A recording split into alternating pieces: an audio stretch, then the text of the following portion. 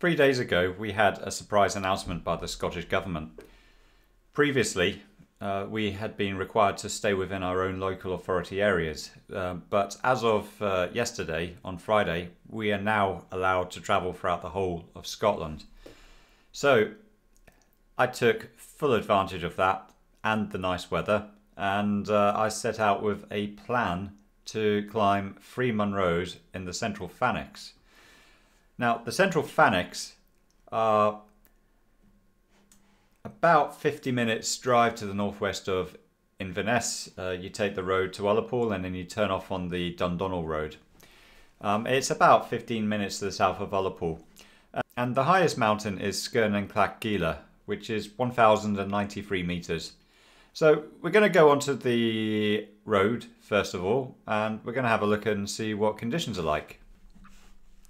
One of the highlights of the drive along the A835 is driving past Outgoish Inn, and then the road gradually climbs up next to a dam which holds back Loch Chrasgaidh. And you go over a brim and the view just suddenly bursts open to reveal Ben Gerag and the hills to the north of the road, as well as the Fannich to the south. And it's one of the quintessential classic moments driving in the Highlands of Scotland. Well, this is my first walk outside of my local authority area. So we're going to be climbing 3 Munros today, or at least we're going to be attempting to climb 3 Munros today. These are the Fannichs. Let's have a look at them. So we're going to be climbing 3 Munros, the highest of which is called Sgurr and Clach Geala, if I recall correctly. And it's a fine morning. We've got a lot of snow in the northern corries, and we've got some snow on the high ridges. And it just so happens I decided not to bring my ice axe because I thought the weather was reasonably warm this week, but obviously I'm mistaken. So what I will say is that if I get to the summit, I'll make a film, and if I don't get to the summit, you don't get to hear anything about this whatsoever. So the initial part of the walk goes on this Land Rover track down to a loch, and it's a magnificent day. I have to say, I've been missing this all winter. So the track eventually comes to a junction. Ahead the track goes through some gates, and that goes into a private enclosure.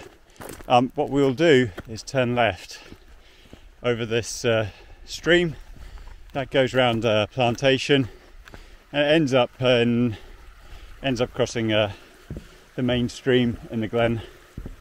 So here we are at the loch, and here's my bridge. So what we do is we follow a footpath going up this glen, and the exact route of the footpath, I think we just continue going straight on after the bridge, and it sort of goes off to the right and then it swings round to the left. So I'm about halfway from the loch to the saddle point where I turn off up the mountain, and this glen, it sort of is turning into quite a spectacular amphitheatre. We've got the corrie of Sgurr right here. That's just under 1,000 metres, that mountain top, and then we've got Sgurr and Clach Geala. Now, as you can see, the footpath here has become very indistinct. It's just a scratch. There are parts where it is more distinct, but according to the map, I missed crossing over the stream, and the actual route goes on the west side of the stream, a little bit further up. So we'll continue on to the saddle point now. So I've now pretty much reached the vicinity of the saddle in the glen. So let's see what lies ahead. So that Munro is Sgurr na Niach. It's 923 metres tall. The saddle we're at now is at 650 metres. So we basically rise up there and then we contour round to the right, and we get to that Bealach up there, and then we're on the ridge. So it looks fairly straightforward, a couple of steep patches, but nothing too outrageous. So this is the valley we've been walking up. It's a developing view now, so I'm looking forward to the way up now. Let's see what we've got. So I've made it. I've essentially gone straight up from the saddle point up this nose, but the nose doesn't go up to the Bealach on the ridge. So what we're going to do is traverse round above these runnels here and get onto the saddle point. I could have got up the corrie, but as you can see there's a couple of steep sections there, but the first Munro looks fairly straightforward, so we will carry on. Right, so I'm nearly at the saddle point now, and over here we have an emerging view of Sgurr Moor, and I can't remember if it's Sgurr and Clach Geala or Sgurr Moor which is the highest, but Sgurr Moor was a hill that I climbed last September, and a very nice day that was too. So looking back, that's Sgurr and Clach Geala. We'll be climbing that later. The hills of the Fisherfield estate coming into view. So quite a hazy day today. They were forecasting cloud today, so this is a bonus for me. So now we go up to Sgurr na Niach and continue on our journey. So now I'm established on the ridge and we can see the emergent ridge leading up to Sgurr na Niach. So that is 923 metres tall, this Munro. I've got a feeling it's closer than I think, so hopefully we shouldn't spend too much time getting up it, and very nearly at the summit. Go over there.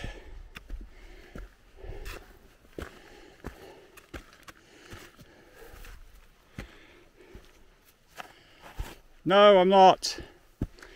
Ah, that's annoying. That happens. Right, one moment please. Finally at the summit. Definitely not a false summit this time.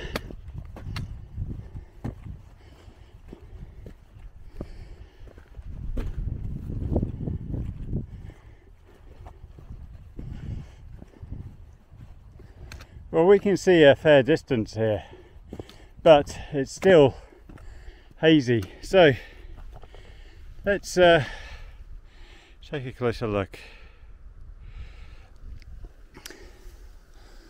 I think this is a hill at the end of Strathconan. I can't remember the name. Over here we've got a Munro. I think this is called Liam Uliam, if I remember correctly, above Achnasin. We've got the Torridon Hills. We've got Sleoch. I think this is the most remote Munro in the Fisherfield estate. I think it's got Achnasin. Then we've got the Western Fannich, quite snowy. Then we've got Anshalach. Sgurr and Clach Geala, our next hill to climb. Sgurr more. And then we've got the easternmost Munro in the Fannich, and if I zoom out we can see Loch Fannich. So let's go back to the Meall saddle point and let's get up this mountain. So I'm back at the saddle point, and now I've got a whole load of uphill to do. So by my reckoning, well, the previous summit was 923 meters. This is 1089, so it's a good 160 meters taller. So that's a bit of a slog, and a bit of mixed snow in. So, but I'm confident I don't need ice axe for getting up here. Okay, so I reckon I'm above 924 meters now. So only 160 meters of ascent left to go. So I reckon this is 1000 meters that I'm at, which suggests that we've got 80 meters of climbing. I think though we could be slightly higher than that. So let's see what the way up's looking like. This is what it's looking like. It's soft snow intermixed with grass. Very bright indeed. Very bright, even with sunglasses. Very nearly at the summit. Got this snowy bit to do initially, and then onwards finally to the summit. Quite a cornice, quite an impressive thing. So here I am on the summit of Sgurr and Clach Geala. That was quite an impressive patch of white. Not very steep, so it was okay. I met two people coming the other way. They reckoned it was okay going down here, but they reckoned the snow was firmer. You had to kick in a lot more, but they reckon it wasn't any steeper. So I'm just gonna quickly just look at that, because it is part of my plan B to just retrace my steps. I don't want to do anything stupid. And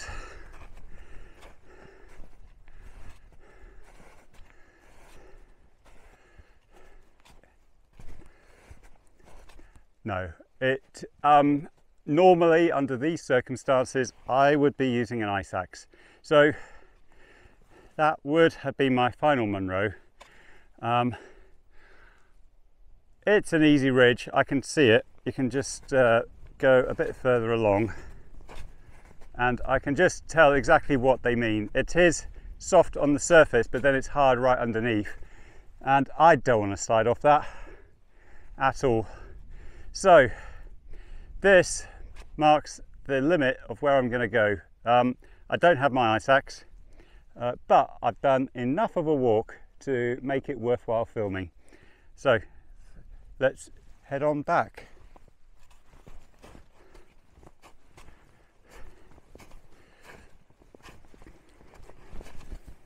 So I'm now making my way off the corrie, and I descended straight down from the saddle point, and as I showed previously, there is a sort of cliff in the way. It's not too bad to overcome. Let's just go down. So it's not really, it's more of an outcrop, and it's not too bad. What I'm going to do is traverse round a little bit and then continue down to the main saddle point in the glen. So here we have Sgurr and Clach Geala, and here we have a Stalkers Track down the middle of the glen. Now this was the footpath which I missed on the way up. I was on it and somehow I managed to get off it. That sometimes happens when you pay attention and the path goes off on a tangent somewhere and you just carry on, you just keep going straight on. So I carry on down this. So these 3 Munros, I didn't climb the last one, and that's often the way it is. If I don't have the equipment needed to safely traverse a particular route, it then becomes a question of assessing the risk. And I was very happy on the soft snow on the sunny side of the mountain, but as soon as the mountain dived to the north, I put my foot on the snow. The top 3 or 4 centimeters was soft, underneath it was firm, and it was on a bit of a gradient. And I always ask the question, would I slide if I slipped here? And if the answer is no, I'll carry on. If the answer is don't know, then I just continue. I retrace my footsteps. So, going back through my memories on this of these mountains, these 2 Munros I've climbed just now. This is the 4th time I've climbed them. So the first time I climbed them was in 1999, and it was part of a Munro bagging trip, starting in the eastern Fannich, working my way west, ending up in the Fisherfield forest, and then exiting out at Dundonnell. Second time was December year 2000, and I was with the Manchester University Hiking Club, and we were climbing the 3 Munros that we were intending today. And then the last time I've climbed them was in 2008, and that was a big trip. So I started at the same car park, I climbed all of the Fannichs, and then at the eastern end of the Fannichs I crossed the A835 to then go and climb the Munros around Benjerag, and I also included Siana Bray, and there was another Munro to the east of Benjerag. I can't remember the name. That was a big trip. That was about 5 nights. So I followed the Stalkers Track down the east side of the glen, and we crossed the stream high up, and now we return to a point where, according to this, we cross back over, and I can start to see the reason why I didn't see this the first time. There's no bridge, there's no obvious stepping stones. I'm not going to drown on this at all, but it's definitely one to be mindful of. Am I going to have to accept wet feet here? I'm going to have to accept wet feet here. Right, one moment please. Well, that was very splish splash splosh. I've got wet feet now, and I've got no socks, spare socks in the car, which is annoying. So this is where I went up. That's what you got to look out for, and I think it's completely understandable if you miss the river crossing. It's not obvious. So you can see the footpath re-emerging here, and we will head back to the bridge and then back to the car. So we are now getting close to the lock, and you can see a hint of the Fisherfield Munros in the distance. So we will cross the bridge and head back to the car. So back to the car, and we have a really impressive backdrop with Anchelach poking its head above the moorland. So it's time to go for a drive and then go for some fish and chips. So after the walk came the drive, and it's 2.5 hours drive back to my house from the Fannich. And I always stop along the way at this time of the evening at my local fish and chip shop in Inch. And the drive from the A96 down to Inch is absolutely stunning. It's a beautiful part of the world to be in. And of course, once I get to Inch, I've already placed my order at the top of the road. So by the time I get down to the bottom of my road, the fish and chips are there and waiting for me to pick up. So I'd just like to thank you for accompanying me on my walk, and thank you for watching.